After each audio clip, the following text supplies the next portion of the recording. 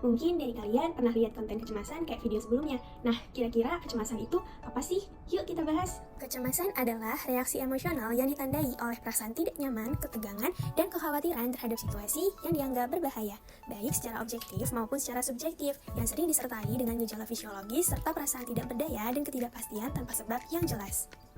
Kira-kira apa aja sih ciri-ciri dan jenis-jenis dari kecemasan itu? Nah, yang pertama aku bakalan jelasin dulu terkait dari ciri-ciri kecemasan. Jadi ciri-ciri kecemasan itu terbagi menjadi 3. Yang diantaranya, yang pertama itu ada respon dari perilaku, yaitu mengalami gelisah, adanya ketegangan dari dalam tubuh, bicara yang cenderung lebih cepat, dan yang berkaitan dengan perilaku yang nampak.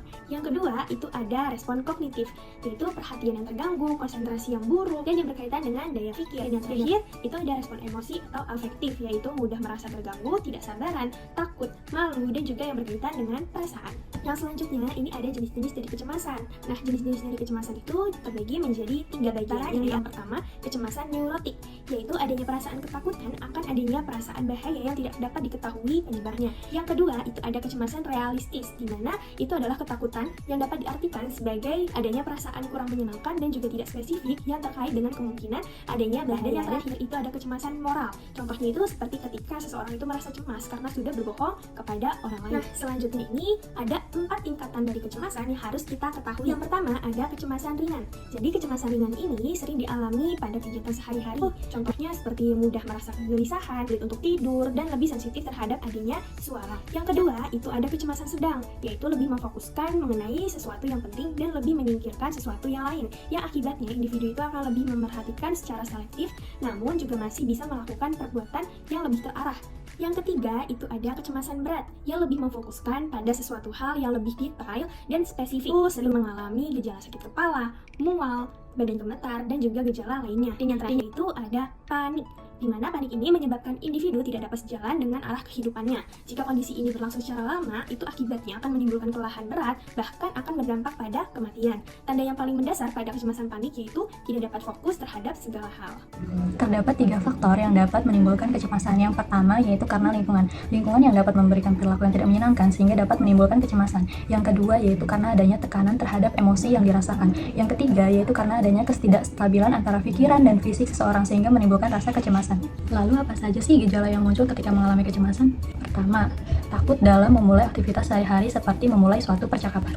Yang kedua, menghindari atau merasa khawatir secara berlebihan pada kegiatan sosial seperti acara keluarga. Yang ketiga, takut untuk dikritik atau dievaluasi orang lain karena merasa dirinya tidak sempurna. Yang keempat, menghindar dan sering merasa khawatir secara berlebihan saat melakukan sesuatu yang menurutnya dapat berkeringat. Yang kelima, takut untuk bertemu dengan banyak orang dan bertatapan secara langsung dengan orang lain karena merasa kurang percaya diri. Yang keenam, memiliki perilaku yang aneh, misalnya seperti menggoyang-goyangkan kaki saat duduk atau mencuci kaki dan mencuci tangan secara berulang kali karena rasa gugup yang dirasakan. Yang ketujuh, memiliki kecenderungan obsesif terhadap sesuatu yang tidak terkendali. Dan yang kedelapan, sering merasa overthinking yang berlebihan sehingga terasa seperti dihantui mimpi buruk. Terdapat 4 dampak masalah kecemasan yang dapat dirasakan oleh tubuh. Yang pertama, yaitu melemahnya sistem imun tubuh. Yang kedua, yaitu menyebabkan masalah pencernaan. Dan yang ketiga, yaitu masalah pernapasan. Lalu yang keempat, yaitu mengganggu sistem saraf pusat. Kira-kira apa saja sih yang dapat kamu lakukan untuk mencegah kecemasan? Ada 2 metode, secara psikologis dan secara islami yang dapat kamu lakukan. Secara psikologis, kamu bisa mendengarkan musik untuk membuat emosimu jadi lebih positif. Yang kedua, kamu bisa merelaksasikan tubuh sebelum atau sesudah bangun tidur dengan melakukan meditasi. Secara islami, kamu bisa melakukan 3 cara. Yang pertama, berzikir untuk menghilangkan pikiran-pikiran negatif. Yang kedua, bisa membaca Al-Quran. Dan yang terakhir atau yang ketiga, bisa mendengarkan murotal. Ingat ya teman-teman, hal yang telah aku sampaikan tadi harus dilakukan secara rutin agar mendapat hasil yang maksimal. Nah, ada beberapa cara yang dapat kamu lakukan setelah mengalami kecemasan. Yang pertama, melakukan pendekatan secara psikoanalisis yang menekankan pada alam bawah sadar yang lebih positif. Yang kedua, kamu bisa melakukan pendekatan behavioral, yaitu terhadap serangkaian respon situasi yang kita rasakan. Yang ketiga, pendekatan kognitif, yaitu dengan instruksi verbal. Yang keempat, pendekatan biologis dengan meminum obat, tetapi sesuai dengan anjuran dokter ya. Khawatir tentang suatu hal di luar kendali kita adalah hal yang sia-sia. Segera ambil action untuk mengatasinya.